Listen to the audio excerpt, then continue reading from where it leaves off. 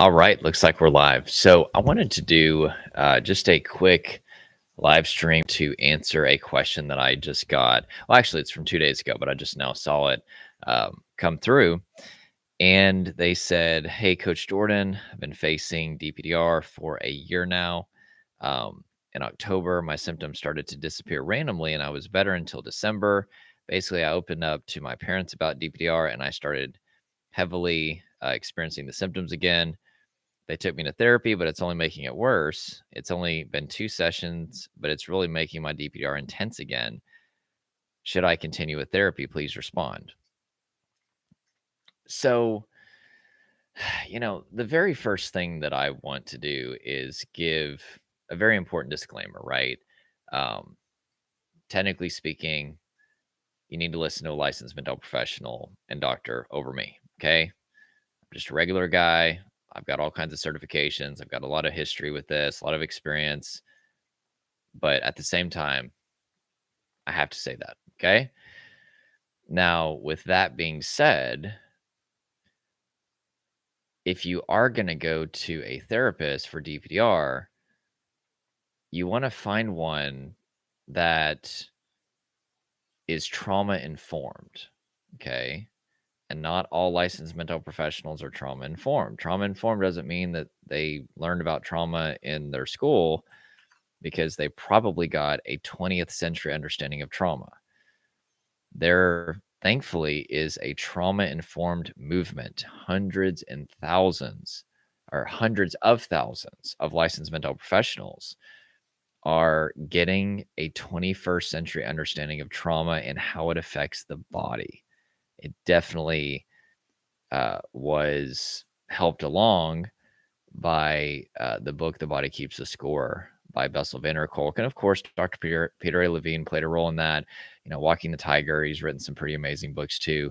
But especially that book, "The Body Keeps the Score." It seems like it's gone really far and wide, but not just that book. I mean, there's been all kinds of trainings and just different institutes, trauma institutes that train licensed mental professionals.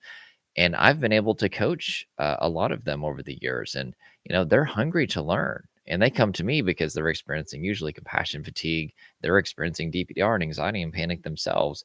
But nonetheless, unfortunately, while there is a trauma-informed movement happening, which, by the way, that's why DPDR is there, because you're in a state of overwhelming stress. Not trauma as in a past event, natural disaster, car accident, loss of a loved one, going off to war. That's an antiquated 20th century understanding of trauma. That's not true. Look up the statistics of how many people go through those things and walk away traumatized. It's not 100%. So it's not the event itself that's traumatizing. It's really the individual response. But trauma is not just one overwhelming experience that causes a state of overwhelming stress. It also could be complex trauma, which is the buildup of stress and adversity over time. That's more like filling up a cup of water in a glass. But regardless, your nervous system is in a state of overwhelm. Your body is constantly going into fight, flight, freeze, which are threat responses that are designed to protect you.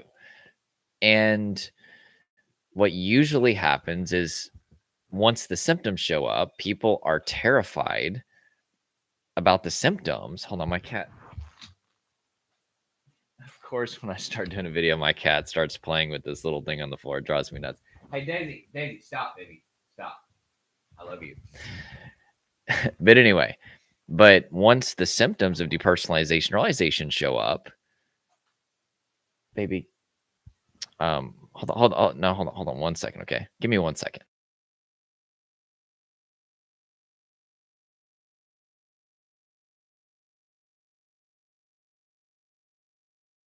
All right, we should be good. Sorry, I can't have that little thing. But once the symptoms show up, they're terrifying. I remember whenever I started to feel detached from my body, which is depersonalization, and derealization showed up, and I felt like I was living in a dream world, and then time felt distorted, memory got thrown off. And of course, there were all kinds of anxiety symptoms there as well. And I was having panic attacks. I didn't even know what that was at first. Because I was so afraid of the symptoms, that became another layer of stress that kept my nervous system overwhelmed. And then we start to experience those scary symptoms around certain things in life, places that we go. And because we don't want to experience more symptoms, we avoid those places. And then those avoidance behaviors just signals even more to our nervous system that we're in danger. And it just revs our nervous system up even more. Whatever you run from, your brain assumes is a lion trying to eat you.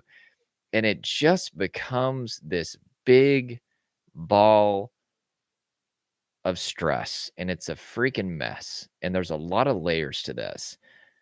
And unfortunately, like let's put trauma and DPDR into two categories, even though they are intimately connected. Let's even say that a licensed mental professional was trauma informed.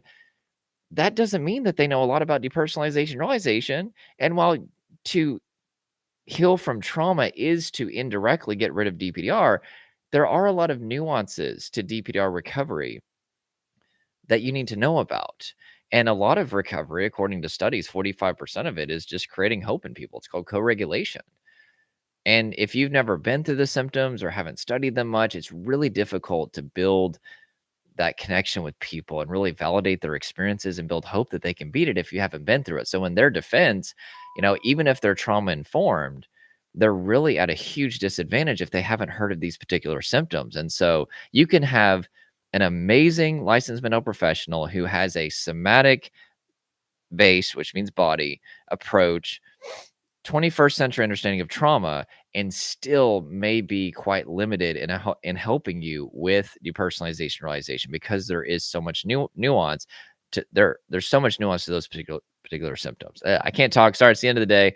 It's the last video, but I wanted to do this really quick. I've been talking all day I've had group coaching sessions, tons of private coaching sessions. I'm talked out for the day. But anyway, so I want to just make sure that I properly represent licensed mental professionals. Thank God for those people. I think therapy is amazing. I think everybody could use some therapy, generally speaking, okay? I'm just simply recognizing that without a 21st century understanding of trauma, usually people are not going to get a body-based approach, which is necessary for healing trauma, because trauma is not about what happened in the past. It's about what's happening in the present. Trauma is not a past event. It is a present perception of threat where there is no threat, and your body preparing to address that perceived threat in the form of fight, flight, freeze response. So to heal trauma is to convey safety to the body in the here and now. I'm not saying there's never a time to revisit the past, but healing trauma is mainly about conveying safety to the body and nervous system in the present moment. That's what I had to have happen, and that's what I've been spending the last 6 years doing with my clients.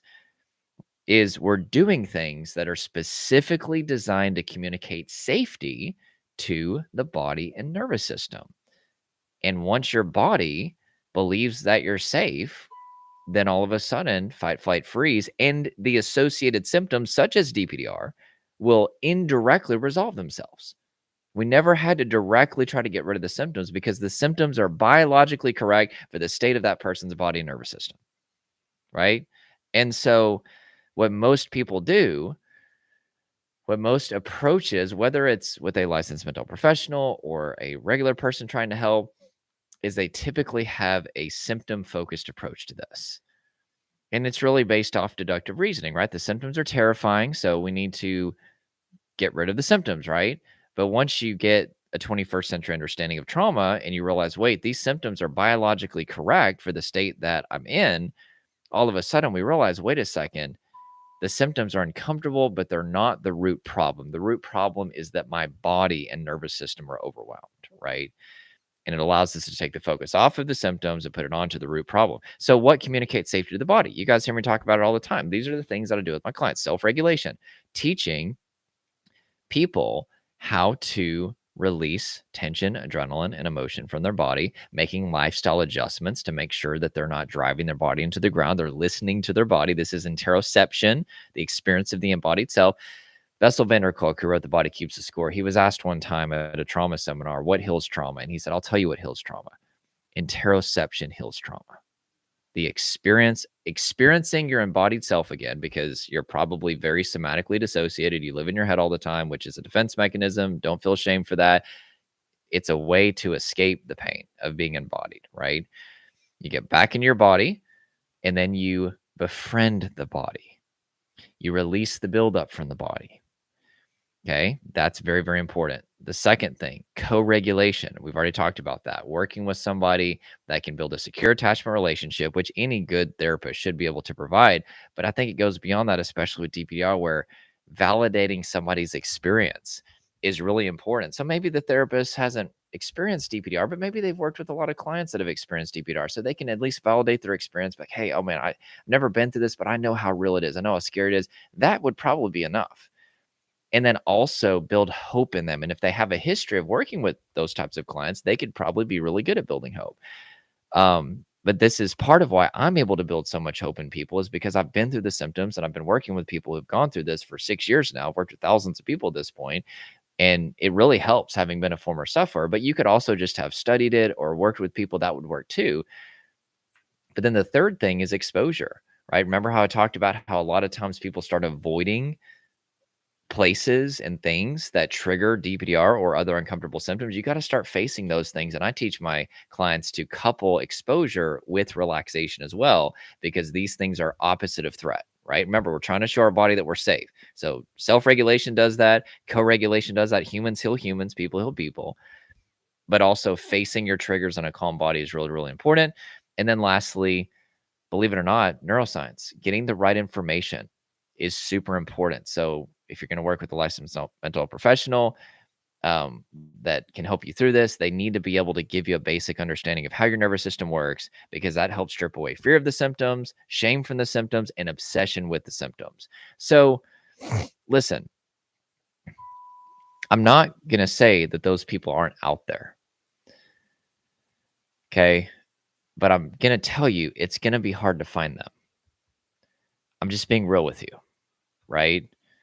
And that's why I'm giving you the things that you need to look for, so that you've got some, you know, understanding of what's going to really get you out of this going into it. And you can kind of ask about this, right? You can look around. And I hope and pray that you find an amazing psychiatrist or therapist or licensed mental health professional that helps you through it.